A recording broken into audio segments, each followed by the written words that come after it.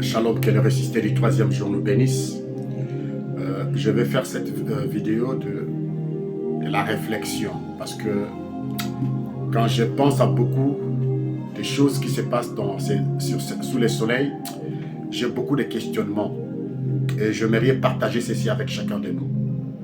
Ça va nous pousser à nous questionner, à faire l'inventaire et l'autocritique de notre vie devant la lumière de la parole. Matthieu chapitre 7, verset 22, verset 22 jusqu'à la fin. Écoutez attentivement. Ces trois versets, je crois, concernent 90% aux serviteurs de Dieu. Et les 10% là, ça concerne le brebis. Je dis bien, je peux même exagérer, 95% de ces deux versets ici, ça concerne beaucoup les serviteurs de Dieu. Et les 5% restants, ça peut concerner les autres. La terre. Écoutez très bien, attentivement. Plusieurs me diront en ces jours-là, Seigneur, Seigneur, n'avons-nous pas prophétisé par ton nom? N'avons-nous pas chassé des démons par ton nom? N'avons-nous pas fait beaucoup de miracles par ton nom? N'avons-nous pas chanté par ton nom? N'avons-nous pas évangélisé par ton nom? N'avons-nous pas guéri le malade par ton nom? N'avons-nous pas gêné par ton nom? N'avons-nous pas consacré notre vie par ton nom? N'avons-nous pas N'avons-nous pas aidé les pauvres par ton nom? N'avons-nous pas fait ceci par ton nom? Ce sont des phrases qui sortiront de la bouche de plusieurs serviteurs de Dieu devant la barre de jugement. Seigneur, j'avais rempli des stades par ton nom. J'avais fait de plaintes par ton nom. Je voyageais dans beaucoup de pays, j'avais prêché l'évangile. Les gens étaient guéris par ton nom. J'avais déployé les Écritures par ton nom. J'avais chanté en langue par ton nom. J'avais guéri des maladies par ton nom. J'avais par ton nom. Parce qu'aujourd'hui, l'unité de mesure pour qu'on dise que celui-là c'est un serviteur de Dieu, on regarde le plein qu'il fait. On regarde le miracle qu'il fait. Mais écoutez en bas. Écoutez très bien. Et n'avons-nous pas fait beaucoup de miracles par ton nom? Verset 23e, c'est là où le bas blesse. C'est là où on va beaucoup réfléchir, vous et moi. Alors je leur dirai ouvertement, je ne vous ai jamais connu. Retirez-vous de loin de moi, vous qui commettez l'iniquité. La sentence tombe. Au lieu qu'ils disent même qu'aller en enfer, c'est moi qui vous ai créé, dit, retirez-vous de moi. Je ne vous ai jamais connu. Or, Apocalypse 3,14, la Bible dit, il est le principe de la création.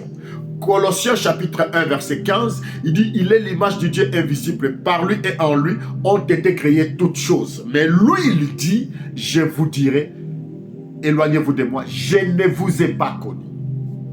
Je ne vous ai point connu. Posons-nous la question. Le créateur devant le créature dit, moi je ne vous connais pas. En d'autres termes, vous êtes le produit de la hasard. Or, devant Dieu, il n'y a pas d'hasard. Réfléchissons. Alors je leur dirai ouvertement, je ne vous ai point connu. Je ne vous ai jamais connu. Retirez-vous de moi, vous qui commettez l'iniquité. Je ne vous ai jamais connu. Bien-aimés frères et sœurs. C'est tranchant. C'est lui qui parle ici, le créateur de toutes choses. Le maître de la rédemption. Le principe de la création. Je leur dirai, je ne vous ai jamais connu. Prenons le mot jamais, c'est-à-dire que je ne vous ai jamais, c'est-à-dire que vous êtes inexistant dans ma présence. Quand bien même que vous évoquiez mon nom, j'ai répondu, mais vous là, vous n'existez même pas.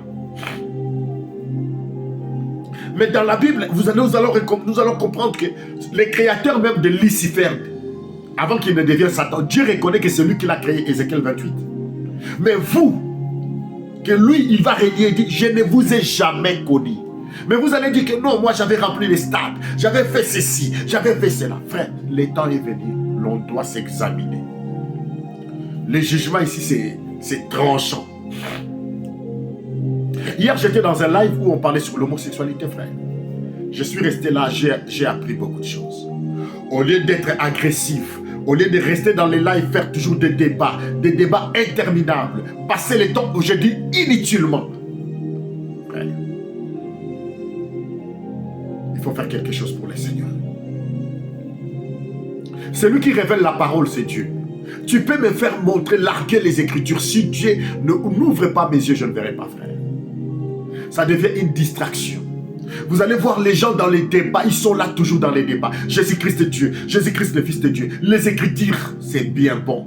Si Dieu n'ouvre pas les yeux de quelqu'un, frère, peu importe les degrés des Écritures que tu vas lui montrer, il ne verra pas. L'évêque éthiopien était là, il lisait.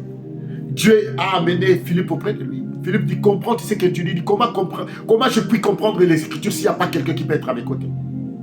Il faut le Saint-Esprit. Au lieu de se focaliser dans tous ces débats-là, Jésus-Christ est Dieu. Les autres disent que celui qui dit que Jésus-Christ n'est pas Dieu, ce sont les fils de Satan. Frère, quel est le protocole de la vie éternelle? Je l'ai toujours dit, je le dirai assez. Le protocole de la vie éternelle, celui qui croit que Jésus-Christ est Dieu lui-même, il n'y a pas les salis dedans, frère. Dans le protocole de la vie éternelle, il n'y a pas les salis dedans. Le protocole pour la vie éternelle, c'est Jean 3,16. Jean 17,3.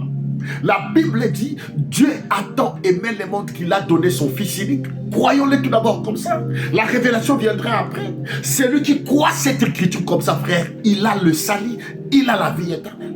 Ce n'est pas toi et moi, frère. La Bible n'est pas notre apanage. La Bible, c'est la parole de Dieu. Jean 17, verset 3. La vie éternelle, c'est ce qu'ils te connaissent, toi, le véritable Dieu. Et c'est lui que tu as envoyé, Jésus-Christ. La révélation vient après. Celui qui n'a pas encore reçu la révélation, frère, il ne faut pas les traumatiser, frère. Prions les uns les autres. Ayons l'amour de Dieu. Évangélisons. Il y a des homosexuels qui meurent. Il y a les pédés qui meurent.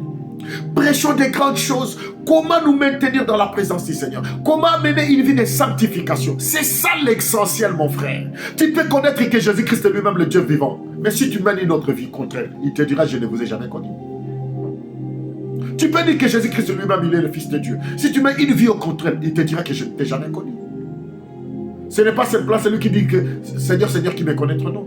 C'est celui-là qui fait la volonté de mon Père. Aujourd'hui, dans les réseaux sociaux, ça devient maintenant que des bagarres spirituelles, des bagarres des Écritures. Vous avez déjà vu un musulman prendre un sourate dans leur livre pour combattre notre musulman. Vous avez déjà vu ça. Frère, ça fait la honte. Nous, les chrétiens, nous prenons toujours les Écritures pour combattre les autres. Je l'ai mis KO, KO, KO. Là, non, c'est moi qui détiens la parole. Il n'y a qu'un seul qui est le véritable. Le Seigneur Jésus-Christ, le ressuscité du troisième jour, frère. Nous agissons comme des enfants. Et même le live devient maintenant des distractions. On a créé des groupuscules. Les groupes de ceci, les groupes de cela, les groupes de... Frère, ça, ce n'est pas l'esprit de Christ. L'esprit de Christ, c'est l'unité. Même l'autre ne voit pas comme moi. Je dois manifester l'amour, le fruit de l'esprit. Même s'il ne croit pas comme moi. Mais notre l'unité de mesure, s'il croit néanmoins que Jésus-Christ est le Fils de Dieu, il est mon frère, il est ma soeur. Je lui dois du respect. Je dois les considérer. Où est parti le respect? Parmi les chrétiens, on s'injurie, on s'insulte. L'on ne connaît même pas que celui-là, il peut être mon père, il peut être mon grand frère, il peut être ma mère, il peut être ma grande soeur. Il n'y a plus de respect. Frère, il est plus tard que nous le pensons. Nous devons nous examiner devant les Écritures. Est-ce que nous reflétons Christ? Est-ce que nous avons vraiment l'esprit de Christ en nous? Il est plus tard que nous le pensons. Je leur dirai, je ne vous ai jamais connu. Retirez-vous de moi, vous qui commettez l'iniquité. Ça devient que les terrains de combat. Au lieu de prendre le temps pour, même dans les TikTok, évangéliser, montrer aux gens comment on doit vivre la parole. Montrer aux gens comment on doit recevoir les baptêmes du Saint-Esprit. Montrer aux gens comment la rédemption s'était accomplie. Montrer des grandes lignes. Vous êtes toujours là, matin, midi, soir. Regardez dans tous les lives, Jésus-Christ, Fils de Dieu.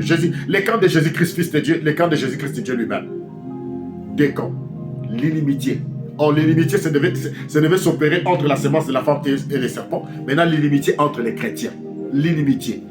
Les camps de X, les camps de Y, ils s'opposent. L'animosité, la haine. Ce n'est pas que Jésus-Christ que nous servons. C'est notre Jésus.